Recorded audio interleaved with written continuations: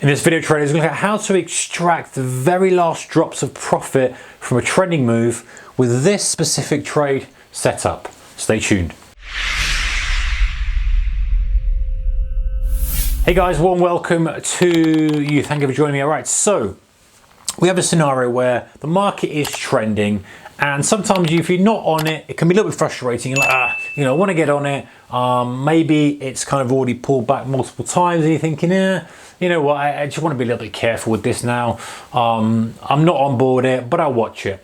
This is something you can do to potentially, listen, no promises, guys. The good thing about this is you can quantify your risk, and obviously keep your risk managed and do your own due diligence and all that kind of stuff anyway, but something you can kind of consider as a way of just getting the last little stretch bit. You've missed the meat of the move, but there's sometimes a little bit more juice left, a little bit more meat on the bone for the final bit of the move. So what you have is a chart that's continually closed below the 5-period SMA, or the other way around. Now, 5 SMA is something that Linda Raschke has done a lot of work on, and I've read a lot of it in her book, so it's a kind of inspired by her, but with my own little twist on it. I'm sure that she's got it from others as well, the statistics, but basically in a nutshell, I urge you to go and check out a lot of her books. She's got a new book out called Trading Sardines. That's worth a read, and all of her other stuff. But anyway, the idea is that the longer you close below the 5-period moving average, or the longer you close above the 5-period moving average, up to a certain point,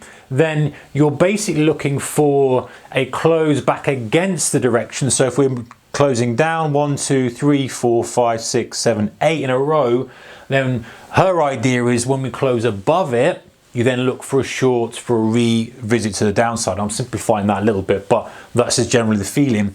However, and it's quite a nice way of framing it, but something else you can add into it is to say, okay, if we've had multiple closes below, let's say 5+ closes, again, do your own testing and stuff, but 5+ closes below, then you're trying to find this kind of pattern, which is here, which is when you have a close above, and then the next day breaks the high, but then comes back under the high. So if you can imagine your intraday chart here, a 2-day intraday chart, let's have a couple of days here. So you've pushed up and you've kind of closed here. Next day you've opened up and you've broken the high, fine, but you've come back through the high here now. So you've got a lot of things on your side, and what you're looking to do generally is maybe initiate a short position as you come back through there, with a stop in this zone here. And targets, you'd look for, to me, initially, I'd look for a test of that low or near that low, or a close at the lows.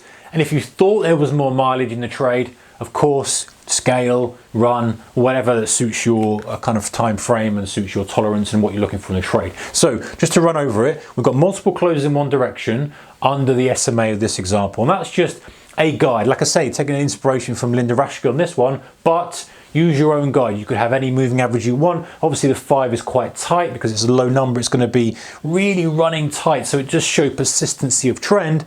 You get a close above it. Then if you get a day where you break the prior high after the close, so you get that closing candlestick. Let's say that's this one here.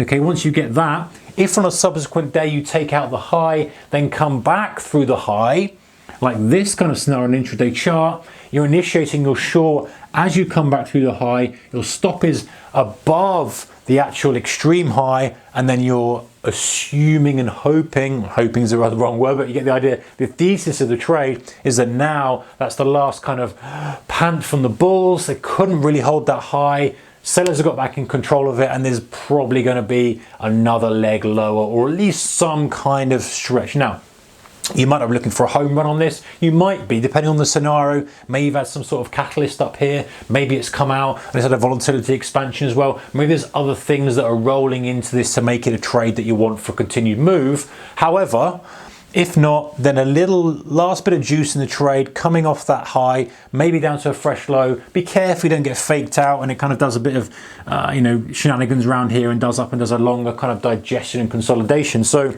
you've got to judge it and find out really what's suiting you. But this scenario, is it always going to work? Of course it's not, but the fact that you can quantify the risk, the fact that you can wait for that trigger, the fact that you do have the trend on your side, the fact that you do have all these kind of things means that this is not a bad thing to look for. Try and squeeze that last little bit of juice, last little bit of meat out of that trend if you weren't involved in the bigger move. All right, guys, take care, keep your risk management. I'll see you in the next one. Bye-bye.